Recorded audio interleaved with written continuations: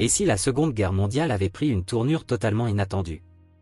Et si en pleine déroute du Troisième Reich les États-Unis et la Grande-Bretagne avaient pactisé avec l'Allemagne nazie pour barrer la route à Staline et au communisme?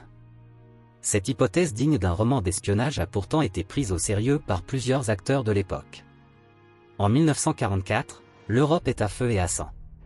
Tandis que les Alliés préparent le débarquement en Normandie, Staline s'inquiète. Il sait que la présence anglo-américaine à l'ouest va rebattre les cartes. L'opération Bagration, lancée en juin 1944 par les soviétiques, est à la fois une contre-offensive et un avertissement. Moscou ne laissera pas l'Occident cueillir seul les fruits de la victoire. Staline soupçonne déjà Roosevelt et Churchill de vouloir négocier en sous-main avec certains éléments du régime nazi. Il redoute particulièrement une percée alliée rapide vers Berlin, qui pourrait priver l'URSS de sa revanche stratégique sur l'Allemagne. Cette crainte est d'autant plus forte que les services de renseignement soviétiques interceptent des signaux troublants. Staline est persuadé que l'Occident, bien que publiquement allié, reste profondément hostile au communisme. L'idée qu'une Allemagne débarrassée d'Hitler puisse redevenir un partenaire des puissances capitalistes hante les stratèges du Kremlin. Il voit dans les gestes diplomatiques, même discrets, des prémices d'une trahison. La paranoïa du dictateur rouge alimente alors une course effrénée pour atteindre Berlin le premier, quitte à sacrifier des centaines de milliers d'hommes dans une guerre d'usure impitoyable. Et de fait, du côté allemand, des voix s'élèvent. Tous ne veulent pas mourir pour Hitler. Plusieurs officiers, notamment autour de l'amiral Canary, chef de l'Abwehr, le service de renseignement militaire, cherchent à renverser le Führer pour entamer des pourparlers avec les Américains.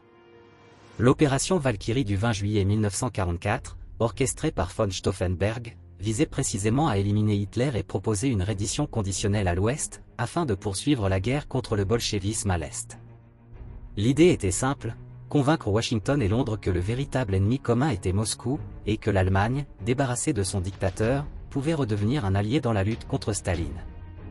Des figures comme Gordeler, Beck ou Treskov rêvaient d'une Allemagne post-hitlérienne capable de restaurer une paix européenne solide. Ces hommes conservaient l'illusion que l'Occident préférerait voir l'Allemagne continuer la guerre à l'Est plutôt que d'assister à une hégémonie soviétique sur l'Europe orientale. Leur plan prévoyait une prise rapide du pouvoir, suivi d'un appel aux Alliés pour établir un front commun contre l'Armée rouge. Ces résistants allemands croyaient sincèrement que les démocraties occidentales, dans un ultime sursaut pragmatique, accepteraient de sauver ce qui pouvait l'être d'une Europe libre menacée par l'expansion communiste. Mais les obstacles sont nombreux.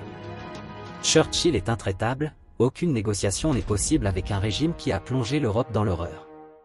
Pour lui, la guerre ne peut se terminer que par une capitulation sans condition.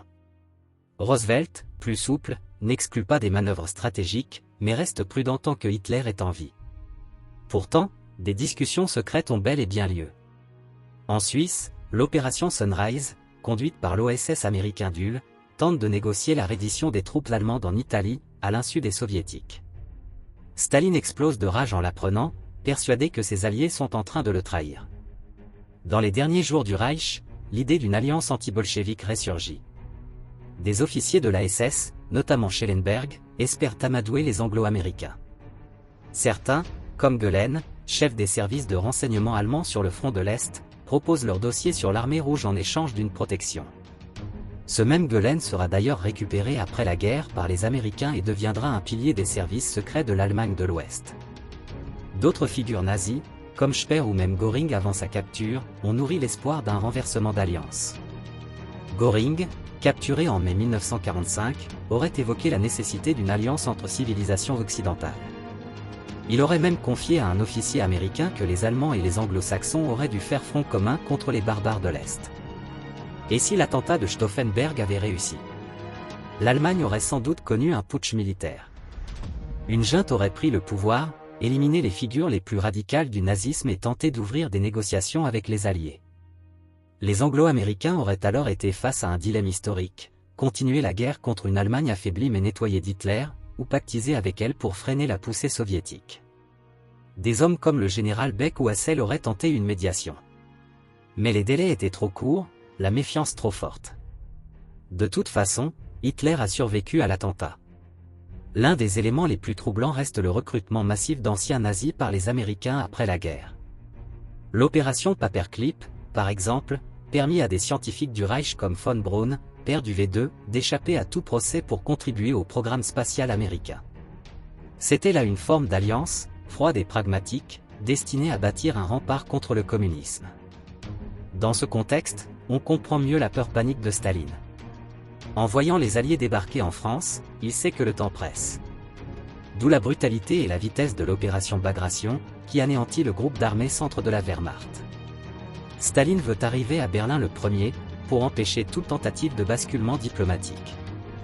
Il ordonne même que l'on ralentisse volontairement les liaisons avec les Anglo-Américains à mesure que l'on s'approche de l'Allemagne centrale. Churchill, de son côté, ne changera jamais de cap, mais il faut rappeler qu'après la guerre, il alertera lui-même les Occidentaux sur la menace soviétique, allant jusqu'à préconiser un réarmement de l'Allemagne pour faire face à Moscou. Le fameux discours de Fulton en 1946, où il dénonce le rideau de fer, est le prélude à la guerre froide. Alors, cette alliance improbable aurait-elle pu se concrétiser? Rien n'est moins sûr. Mais l'idée a bel et bien traversé les esprits, enflé les soupçons et guidé certaines décisions. Dans la complexité de la fin de guerre, les frontières entre ennemis et alliés sont parfois plus mouvantes qu'on ne le pense. Et si l'histoire avait emprunté un autre sentier, peut-être l'Allemagne, exsangue mais débarrassée du nazisme, serait-elle devenue le premier bastion de l'Occident face à l'URSS. Merci d'avoir regardé cette vidéo.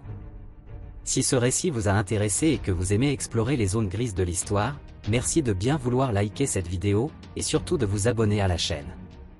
À bientôt.